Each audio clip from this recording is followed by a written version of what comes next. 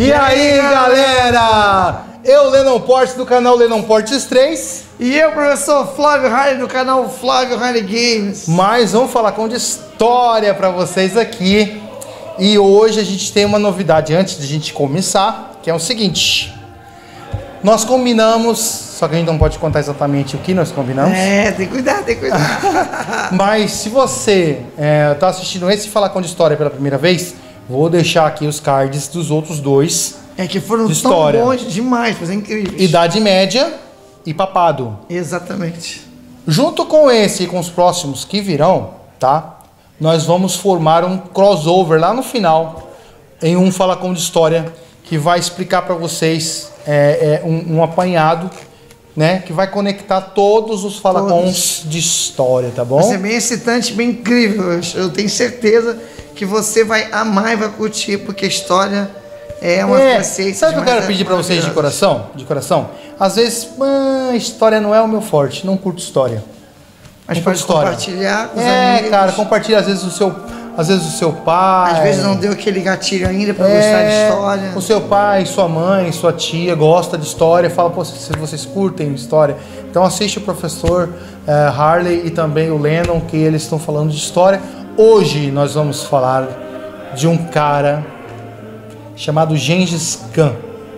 E não é aquela música, não é aquele grupo musical Gengis Khan, né? Tem um musical Gengis Khan.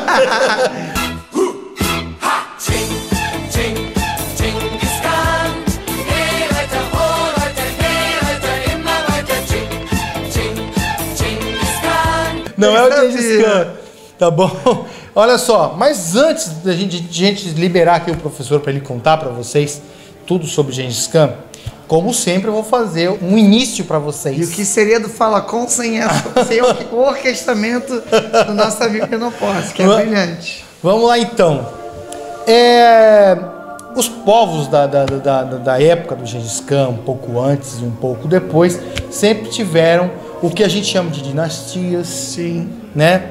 Eles sempre tiveram lá os seus imperadores, seus reis, faraós, deuses.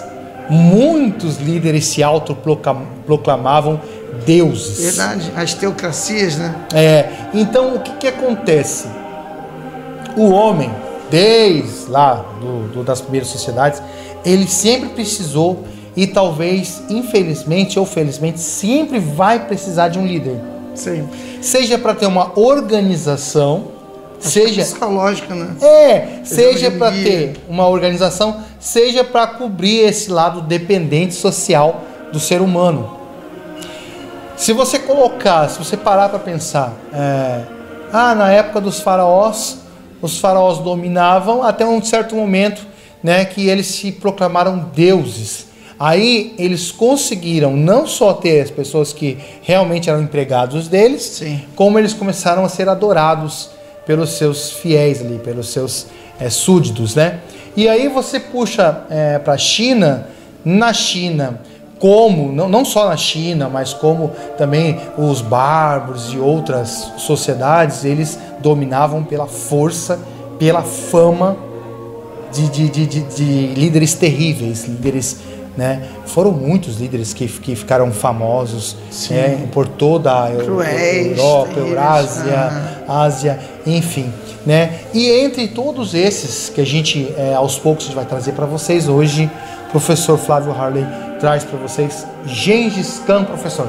Pessoal, é um prazer falar sobre esse grande imperador, homem que em vida conquistou tanto, e o Império Mongol tornou-se o maior império já conquistado no mundo. Não teve Roma, não teve Pérsia, não teve Macedônia.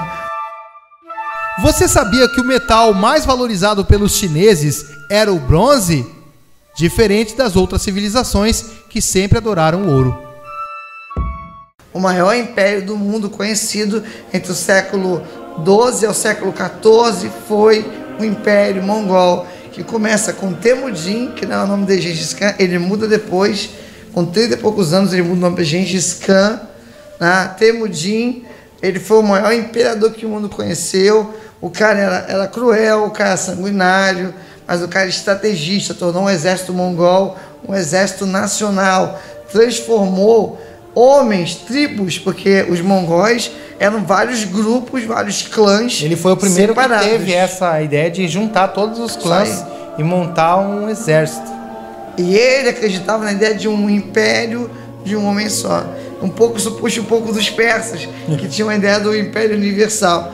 O Gengis Khan, Temujin, ele sonhou um mundo em que somente um governasse, um império mundial. Isso seria no estilo herdade, né? Herdeiro, né? Isso. Aí o filho, o neto, tanto que sempre ia ter um Khan. O Gengis Khan, ele foi o maior do seu tempo. Ele viu o pai dele morrer, ele nasceu em 1162, isso. Ele viu o pai dele ser morto, tá? Ele viu o pai dele ser morto na frente dele com 13 anos, os pais morreram mortos na frente dele. O clã dele abandonou ele, tá? Ele foi abandonado pelo clã, e aí ele cresce como um guerreiro, tá? Ele vai morrer com 66 anos, lá em 1227. Ele vai morrer com 1227, com 1227, 1226, vai morrer com 66 anos, tendo formado o império. O seu filho não faz muita coisa, ele governa há pouco tempo, não aumenta o império, mas o seu neto Kublai Khan, que é o famoso Kublai Khan das histórias do Marco Polo, é o cara que vai expandir o império. Vai chegar um ponto que vai do Golfo Pérsico até parte da Índia, tá? E vai do Mar Cáspio vai ali da Sibéria até ali próximo ali da Baixa Ásia. Então ele vai tomar todo um continente, toda a parte da Rússia ocidental e outros países, até mesmo ali na parte do Oriente Médio, até quase a Índia ali, parte da Índia, vai ser um império enorme. Você sabia que o herói Marco Polo nunca existiu? Foi baseado na história de Rusticiano de Pisa, que conta a história de um ocidental na corte de Kublai Khan.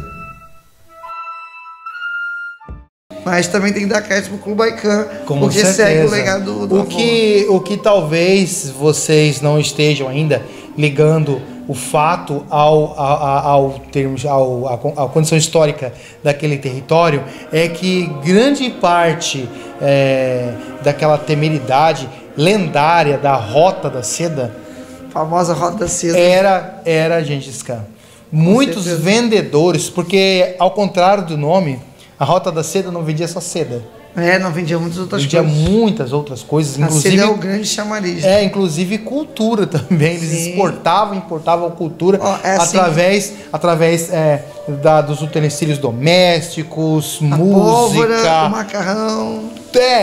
A alimentação principalmente. A seda é a mais famosa porque era o mais caro de tudo. Você ter o tecido da seda e você não podia transportar o bicho da seda. Não podia transportar, era proibido. Era proibido. Se fizesse isso, ia ser morto. Principalmente pelos cães.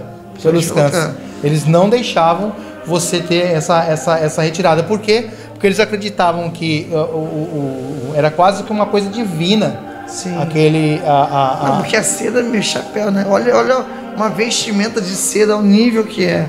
É um milagre, né? Um bichinho desse tamanho fazer tudo que ele fez. Com certeza. Tá, e aí gostaria que tu falasse um pouco da parte do domínio, do sonho dele de dominar a China. Vamos lá. Assim, a Mongólia, o Gengis Khan é da Mongólia, tá? Lá nas estepes mongóis, uma região ali da Ásia Central ali. O sonho de Gengis Khan, acho que desde os seus 30 anos, né? Desde que ele venceu os tártaros e ganhou o apreço dos chineses, era vencer a China. A ideia de tomar a China, não existia outra opção. Era tomar a China, seus olhos voltou para a China. Só que tinha um problema, que era a Grande Muralha. Aí daí vem a estratégia do cara. O que o cara faz? Ele organiza todo um exército, uma estratégia e toma parte da China, mesmo com a Grande Muralha. Mas o grande conquistador mesmo da China é o Kublai Khan, que chega porque ele invade a China, o imperador deixa a capital e vai para outra região, né? Mas Kublai Khan toma tudo. Não tem precedente, o império está assim gigantesco. Mas a China, por quê? Porque a China é linda, né? A China com aqueles tetos, os chamados pagodes, aquela coisa maravilhosa, aquela cultura milenar, Não, é incrível, né? Que até eu, se estivesse na época dele, ia querer dominar a China. E como que a China, mesmo sendo devastada, conseguiu manter as suas raízes, né? E continuou com a sua cultura intacta até hoje. Intacta. Você sabia que o nome Gengis Khan é o segundo nome que Gengis Khan se deu? Seu verdadeiro nome era Temujin.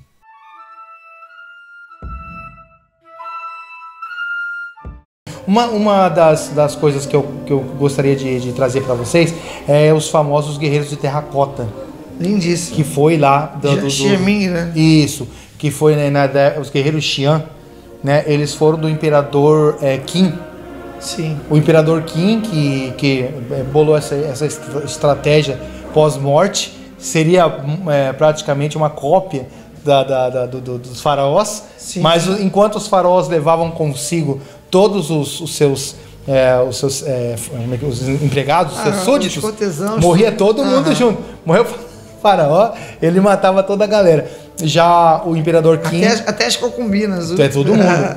E o imperador Qin mandou fazer uma cópia de cada guerreiro que ele tinha, inclusive... E foi perfeito, né? Cada individual. Até dos moradores ele fez menorzinho. Cara, que absurdo, né? Ele fez até dos moradores. Ele fez a sua tropa grande, né, no tamanho e estatura normal, e os súditos de 60 centímetros de altura, e eles tinham braços de madeira, né? Então o tempo comeu. É um patrimônio da humanidade. Já mostrando que para eles o exército era realmente acima das pessoas comuns. Impressionante que assim, é muito perfeito. É muito perfeito. Você vê a diferença de um soldado para o outro. E é sorte que ainda nós temos não temos muitos se estragaram ao longo do tempo, né? E foi encontrado por acaso. Por acaso. Um agricultor foi fazer um poço e acabou encontrando ali uns pedaços de argila, foi cavucando, foi cavando, a gente fala cavucando, né? Foi cavando e descobriu e chamou os arqueólogos, e agora já passa de 4 mil, se eu não me engano, já passa longe de 4 mil unidades. Mas também tem as carroças, cavalos. Sim. Ele fez tudo e ainda lá na China existem as pirâmides, que são pirâmides budistas, né? Muita coisa. As pirâmides são onde Shaolin, né? Muitos deles foram enterrados, pirâmides de terra. Sim. E muita coisa a China não deixa os arqueólogos cavarem. A China, então muita coisa ainda vai ser descoberta no futuro ainda. Sim, como ainda é um país muito ainda comunista, né? Muito fechado, o mercado é aberto, mas o Estado é fechado, eles não permitem. Como acaba então o reinado Khan? Século XIV, né? Aí não tem... Qual o motivo da queda dos impérios? Enfraquecimento da monarquia. Enfraquecer a monarquia, não conseguiu expandir, é o motivo da queda dos mongóis. A China demorou muito tempo para aceitar arma de fogo. Não. E assim, eles tinham uma política isolacionista, igual o Japão, né? O isolamento era a melhor coisa para eles. Por mais que tivesse uma relação comercial muito grande, eles eram isolados, né? O Japão também passou por esse problema de ficar parado no tempo com a sua... No final do século XIX para o século XX ainda tinha um shogunato ainda tinham traços dos samurais lá no início do século. Aí quando ocorre a Primeira Guerra Mundial é que eles se modernizam. Gente, ele tá chegando ao final, esse Falar Com de História, e esse vai ser o primeiro aí que a gente vai caprichar para vocês ali com as fontes, que o pessoal perguntou das fontes. Não, a gente consegue fontes. A gente vai colocar as fontes para vocês aí de pesquisa, não só dos Khans, mas também dos impérios chineses, terracota, sim, entre outras coisas que foram faladas hoje aqui para vocês, tá bom? Eu espero que vocês tenham gostado de mais um Falar Com de História. E esse não tem como ficar feliz, não tem como não se emocionar, porque não existe outro império que conquistou mais territórios do que o Império Mongol. Tem que dar todo o mérito para eles. E eu vou deixar para vocês aqui uma pergunta, né?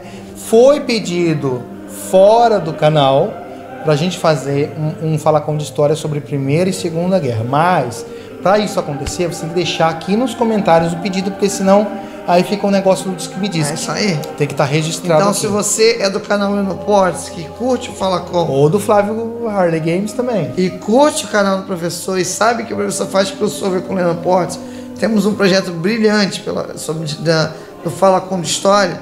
Por favor, deixa nos comentários esse endosso sobre o que o assunto da Primeira Guerra Mundial ou da Segunda. Ou, né, porque assim, ó, agora na nossa pauta vem aí Cleópatra. Cleópatra vai ser incrível falar dela.